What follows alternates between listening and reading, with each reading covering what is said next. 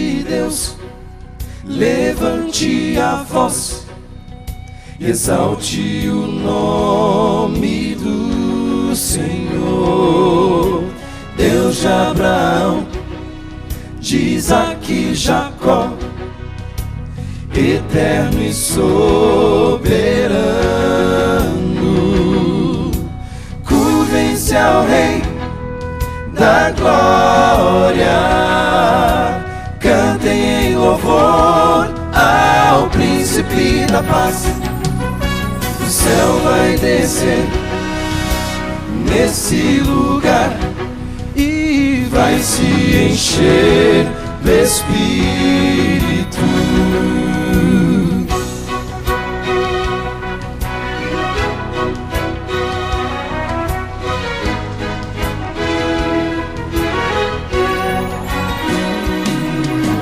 Povo de Deus, levante a voz e exalte o nome do Senhor. Deus de Abraão, de Isaque e Jacó, eterno e soberano,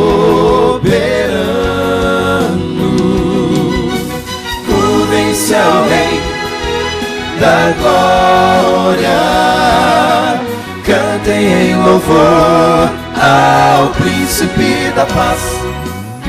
O céu vai descer nesse lugar e vai se encher do Espírito.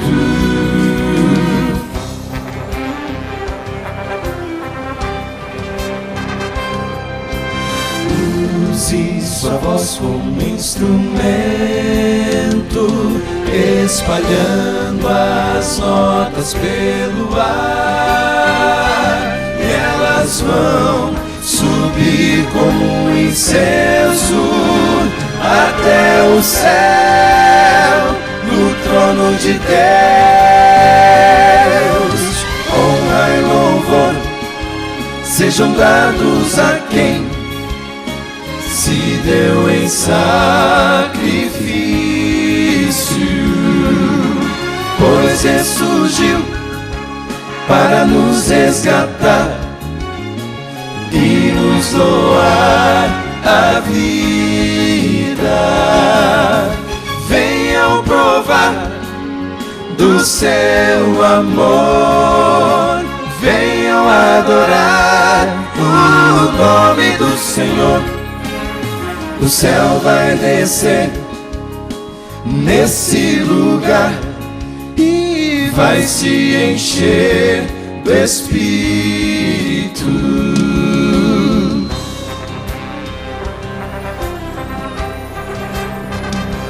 Todo o céu escuta esse canto e se junta ao nosso louvor. Unidos adoramos ao Cordeiro de Deus que morreu em nosso favor. Aleluia, aleluia, aleluia, amém. Aleluia, aleluia, aleluia. Aleluia, amém, amém, amém, amém.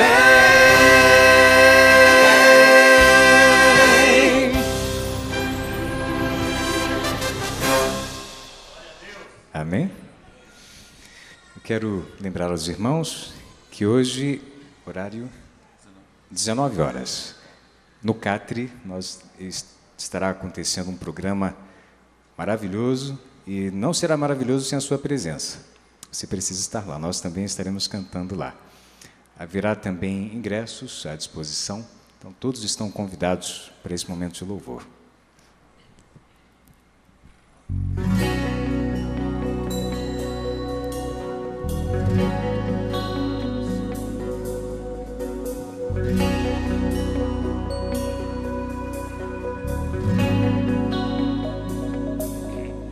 sacrifício, o sangue deu como um cordeiro, Cristo morreu. Quando o pecado separou, seu sacrifício me ligou.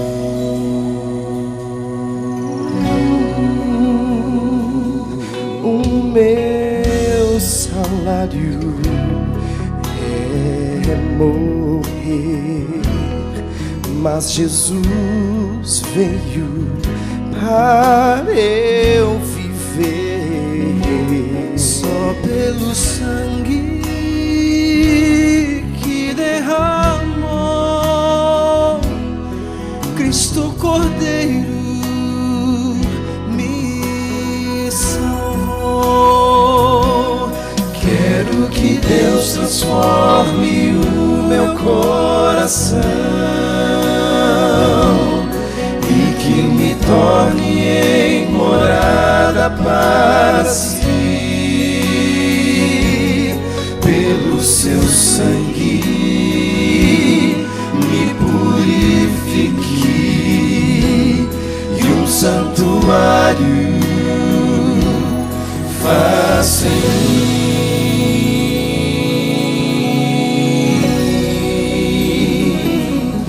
Um santuário Deus formou e há muito tempo Ele habitou entre seu povo e hoje enfim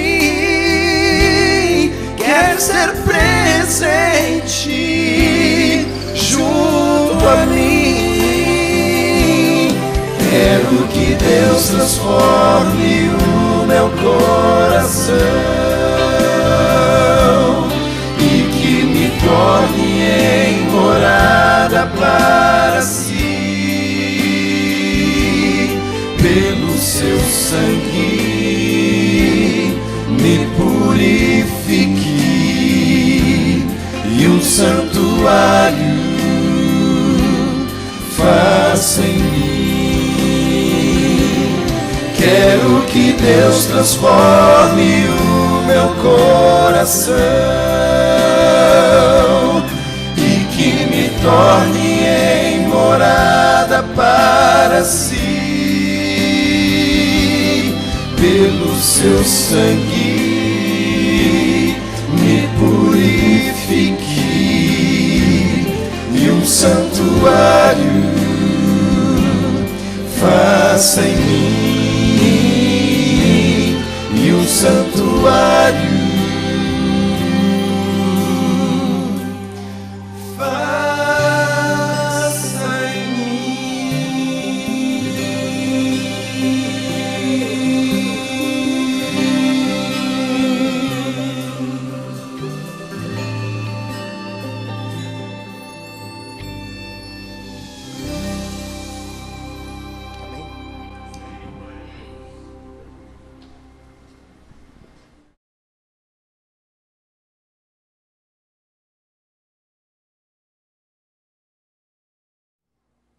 O tema dessa manhã é um tema importantíssimo. Não que os outros não sejam, mas esse trata a respeito da paz que você e eu precisamos ter. Uma paz verdadeira. Precisamos do perdão. O perdão de Deus. Mal consigo trabalhar, disse uma jovem. Os meus pensamentos se voltam para o suicídio unicamente, disse aquela mulher à sua conselheira. Eu não consigo sair da cama. Eu já sou cristã, disse ela, eu leio a Bíblia, eu oro, mas por que eu tenho tais sentimentos? A orientadora olhou para ela e disse, conte-me um pouco sobre a sua infância. E ela passou meia hora falando. A orientadora, a conselheira, fez umas 2 ou 3 perguntas, e ela foi abrindo o coração, a respeito do que aconteceu desde pequena até a idade adulta. A orientadora, com um discernimento muito especial, olhou para ela e disse o seguinte: você tem ataduras que ainda te ligam ao seu passado. Você precisa ser liberta de tudo isso. A jovem ficou espantada e a conselheira sugeriu a ela que voltasse para casa, se assentasse e, num momento de paz e tranquilidade, ela passasse a escrever todos os pecados que ela lembrava desde a meninice, desde pequena, e colocasse no papel, escrevesse um por um. Interessante que aquela jovem que já era cristã, já havia sido batizada, acreditava na Bíblia, orava a Deus, ela achava que já havia sido perdoada dos seus pecados quando aceitou a Cristo como seu único Salvador. No entanto, ela tinha muita coisa ainda que precisava ser falada, identificada, pontuada na presença de Deus. Existem coisas, disse a orientadora, que ainda estão te prendendo a problemas e pecados do seu passado. Outra coisa, eu quero que você jejue, porque o jejum é o ato de negar-se a si mesmo e colocar a Deus no comando da sua vida. A confissão de obras más já é o começo de boas obras. No coração de Deus, você pode pensar que não. Alguns aqui podem pensar que não. Mas no coração de Deus há o desejo de perdoar e de restaurar até mesmo as pessoas que praticaram os piores pecados. Confessar é reconhecer.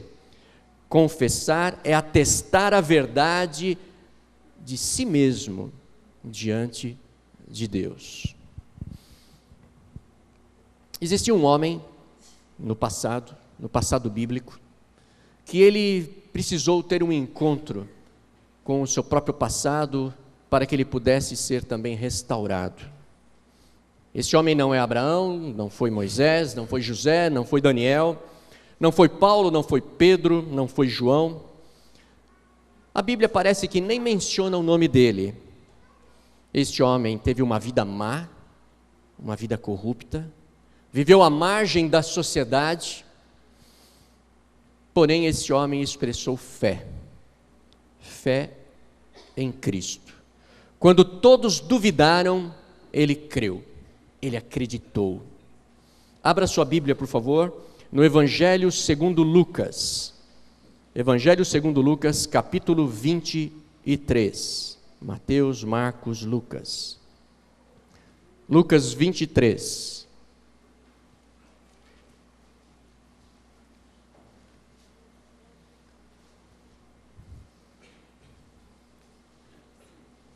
Versículo 38.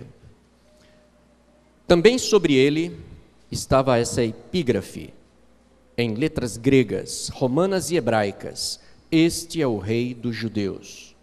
39.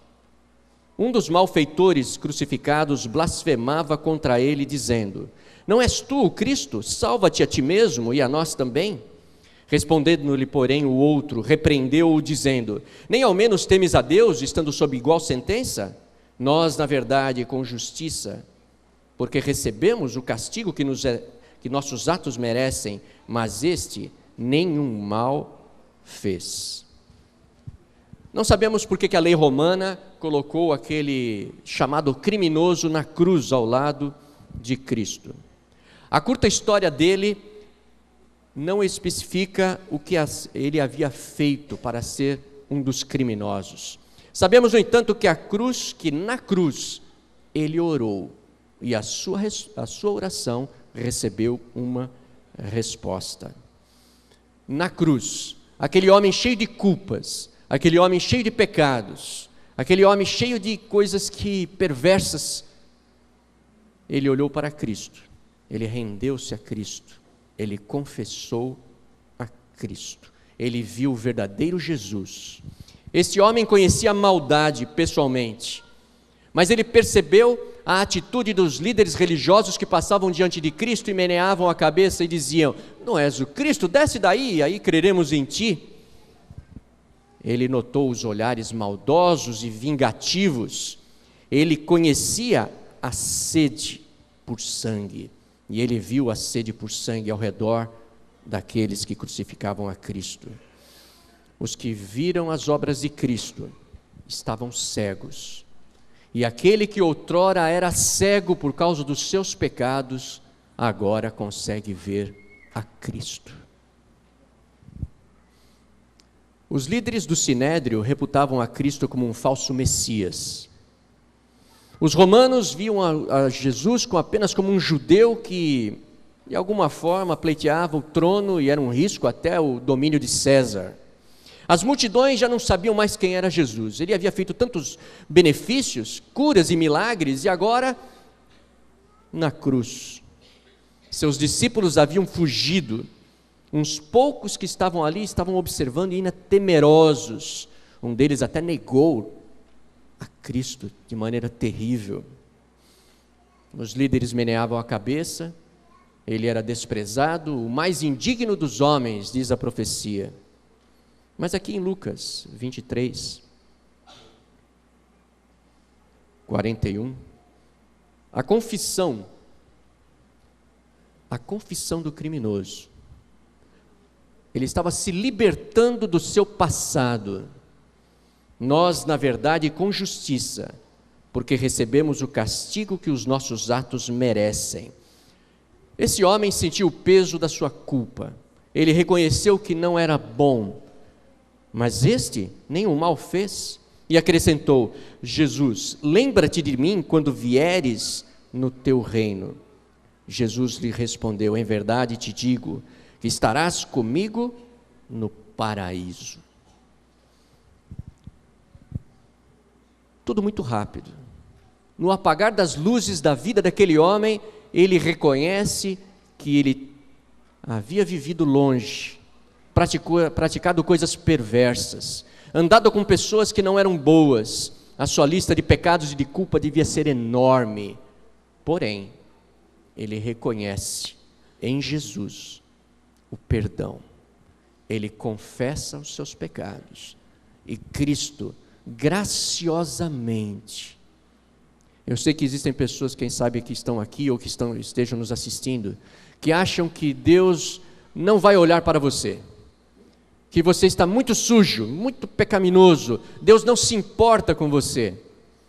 Bom, se Cristo se importou com um criminoso na cruz, se nós soubéssemos dos pecados e crimes que aquele homem deve ter cometido, muitos de nós íamos dizer: bem feito, morre.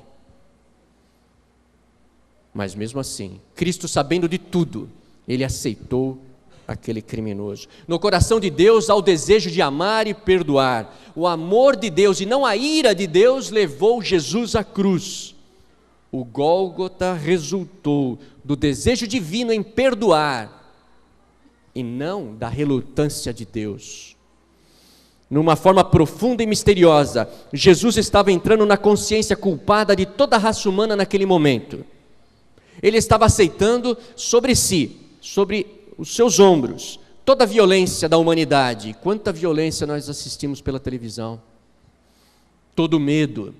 Quantos medos nós temos. Medos íntimos, medos externos. Todo o pecado, toda a maldade, tudo que possamos imaginar de ruim, Cristo estava recebendo nas suas costas naquele momento. Ele assumiu tudo. E apesar de toda a maldade presente sobre Cristo, o ato de Cristo ainda era santo. O ato de Cristo ainda era de alguém que amava, que se importava. Deus é tão grande, mas Ele se faz tão pequeno a ponto de se importar com cada um de nós. E Ele sabe o que passamos, Ele sabe o que vivemos, Ele sabe onde estamos, Ele sabe quantos fios de cabelo temos na nossa cabeça, Ele sabe de tudo. Quando Cristo na cruz disse: Deus meu, porque Tu me abandonaste. Na realidade, alguns pensam que foi um momento de fraqueza de Cristo, mas ao contrário, foi um momento de maior força, Por quê? Porque naquele momento de agonia, ele estava sentindo toda a separação que o pecado traz entre Deus e o pecador. Toda a culpa que cai sobre o pecador, principalmente lá no juízo final, quando o pecador, sem o Espírito de Deus trabalhando no seu coração, comparece, segundo Apocalipse capítulo 20, um por um, na presença de Deus, sem intercessor, sem o Espírito Santo trabalhando no seu coração, sem a presença dos anjos de Deus ao seu lado, eles aparecem unicamente com a sua culpa. Cristo recebeu esse sentimento, essa emoção, essa separação que o pecado traz sobre o pecador, mas ele fez isso antes do juízo final acontecer, para que você, aceitando e confessando os teus pecados, dizendo para ele que o seu passado pode ser um passado recente, não é tão bom, pode ser que seus atos sejam vergonhosos, pode ser que seus pensamentos secretos, não expostos, sejam aqueles que você não ousa dar margem para que alguém descubra. Ele sabe dos teus compromissos que te impedem de aceitar de verdade o Evangelho e a palavra e ser fiéis aos mandamentos. Ele sabe de tudo e de todos. Aquele que não conheceu o pecado se fez pecado por nós. Jesus teve naquele momento a vitória sobre as trevas.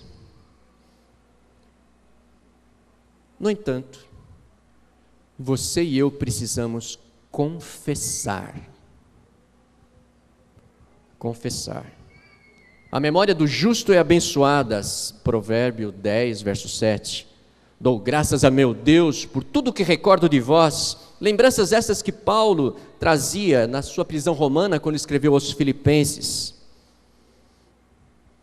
Certa vez, há anos atrás, um motorista lá nos Estados Unidos, ele estava cansado, estava no inverno, e ele pegou um ônibus, aliás, ele dirigia um ônibus, e ele toma o ônibus e não pega nenhum passageiro e vai direto para a Flórida. Ele sai da neve e vai para os trópicos, ou próximo dos trópicos ali, para a praia. Ele estava cansado dos seus problemas, da sua vida. Interessante que a mídia começou a narrar todo o trajeto dele.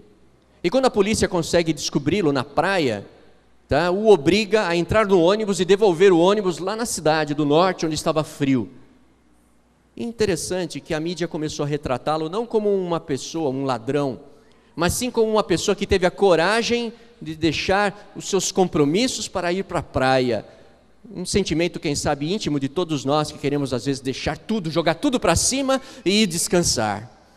E no trajeto, como é muitas vezes comum nos Estados Unidos, as pessoas param ao lado das ruas e o ônibus passava e as pessoas batiam palmas.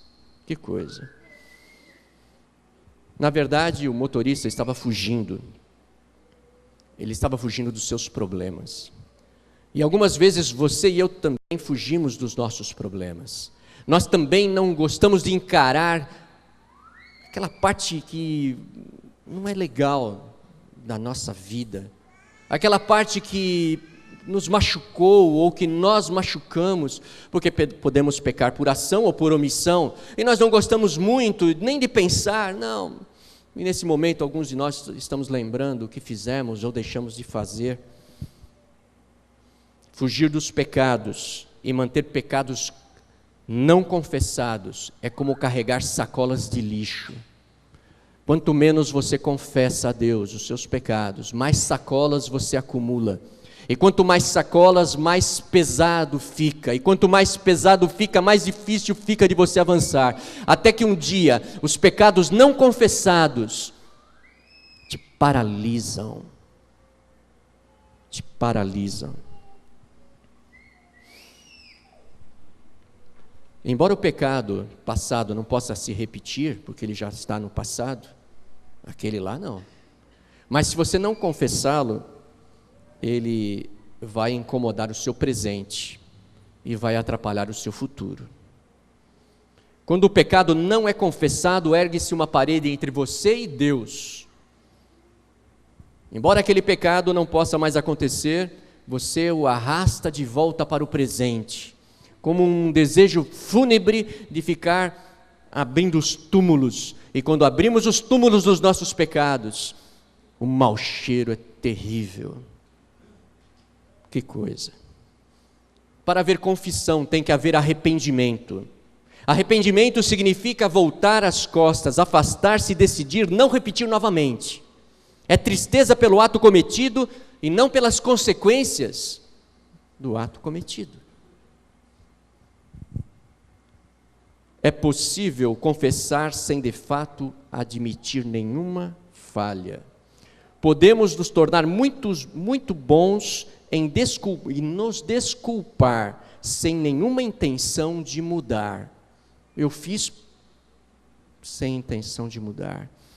De modo geral, falamos em nos ver como responsáveis por determinadas ações. Você pode ter sido abusado em algum momento da sua vida, e existem diversas formas de você ter sido abusado.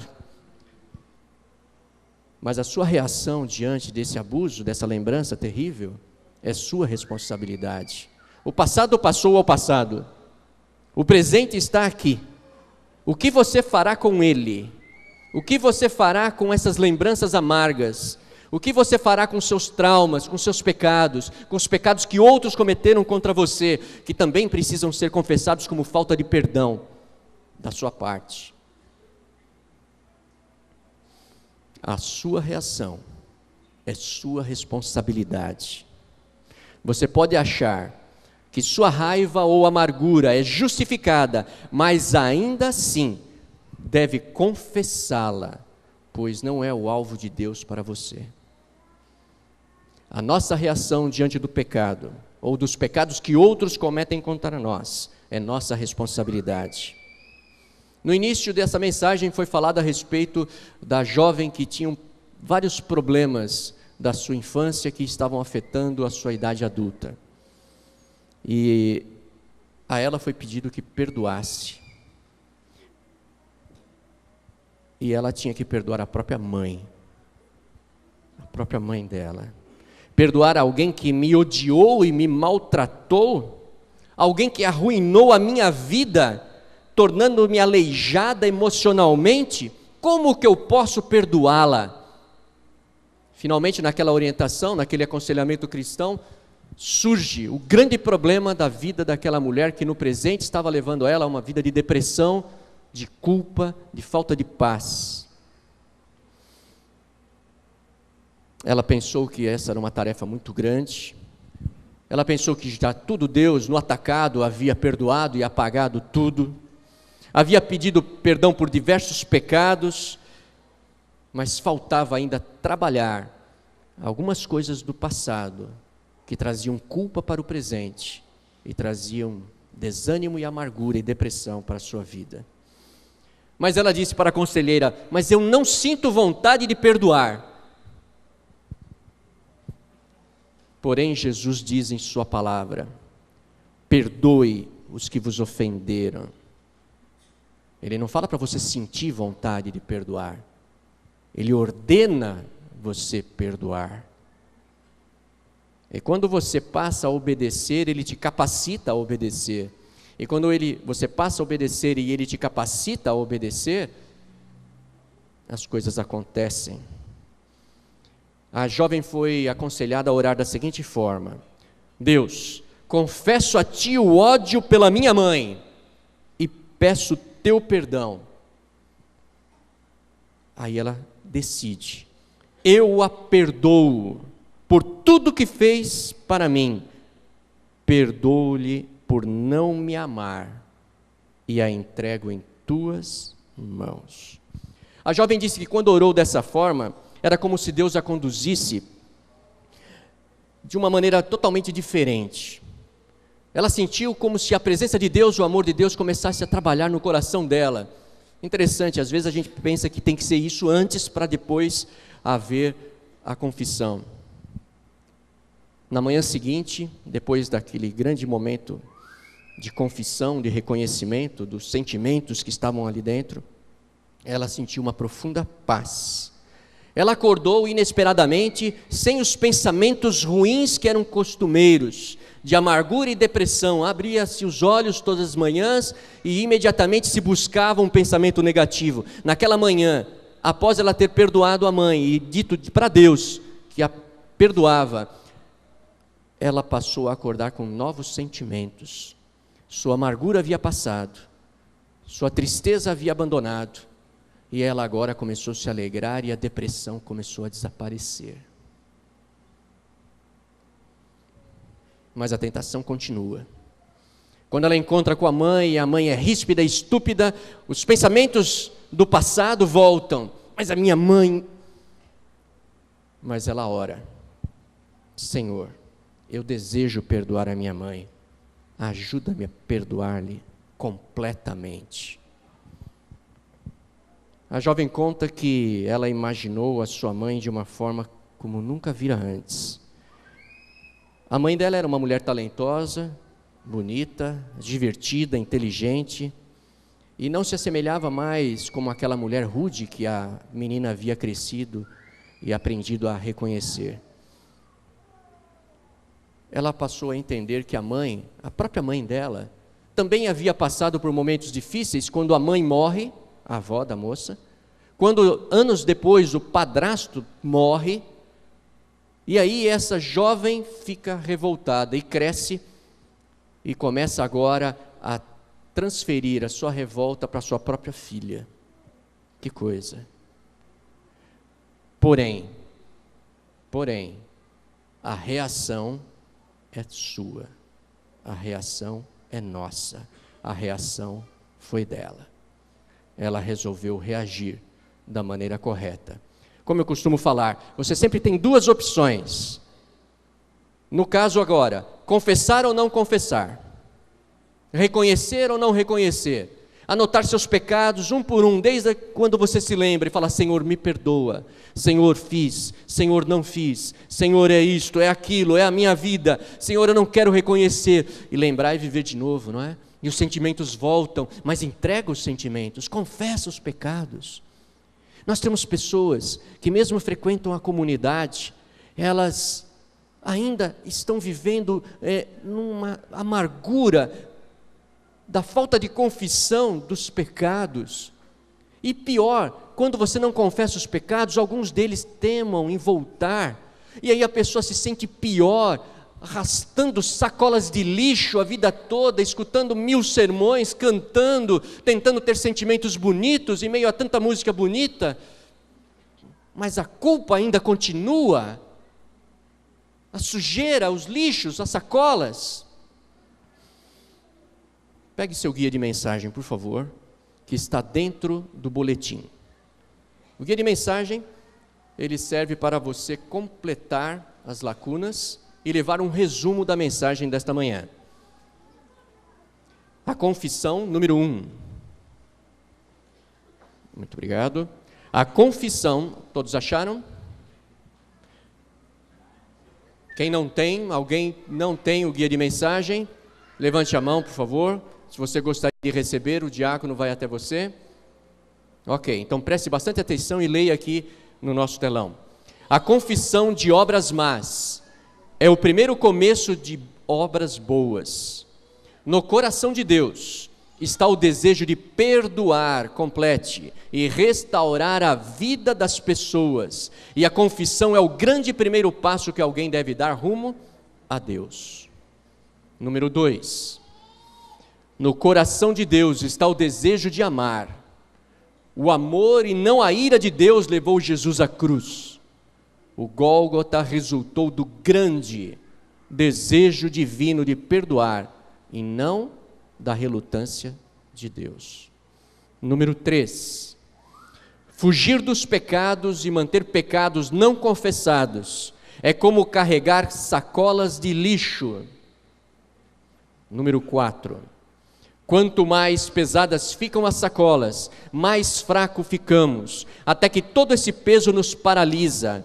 Quando o pecado não é confessado, ergue-se uma parede entre você e Deus, Embora o pecado possa não mais acontecer, ainda pesará sobre você, arrastando-o de volta para o passado, que você está tentando deixar para trás. Número 5. Para a confissão funcionar, o arrependimento deve acompanhá-la. Arrependimento significa voltar as costas, afastar-se e decidir não repetir novamente. É tristeza pelo ato cometido e não somente pelas consequências. Finalmente, número 6. Você pode achar que a sua raiva ou amargura é justificada, mas ainda assim deve confessá-la, pois não é o alvo de que Deus tem para você. Se você tem esse desejo, é um momento de você e eu falarmos: Senhor, tem misericórdia de mim, porque eu sou pecador, eu não tenho condições. Todos nós, quem sabe, carregamos algumas sacolas de lixo, e nós precisamos largar essas sacolas. Se você tem sacolas de lixo, eu queria que você ficasse em pé.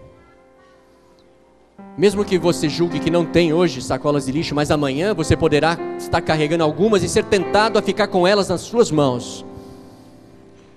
Você que nos assiste via internet, se tem suas sacolas de lixo, seus pecados não confessados, eis agora a oportunidade. O dia que se chama hoje é o dia do arrependimento, da confissão. Querido Deus, eterno Pai, Teu Santo Espírito está nos convencendo de que ainda alguns de nós temos algumas sacolas de lixo e pecados não confessados. Tu sabes, Senhor Deus, que as lutas que enfrentamos, os pecados que cometemos, nenhum de nós tem uma ficha, vamos dizer assim, Senhor, limpa. Mas o sangue de Cristo pode perdoar, assim como perdoou aquele criminoso na cruz do Calvário. Não nos deixe, Senhor, sem nos convencer do pecado.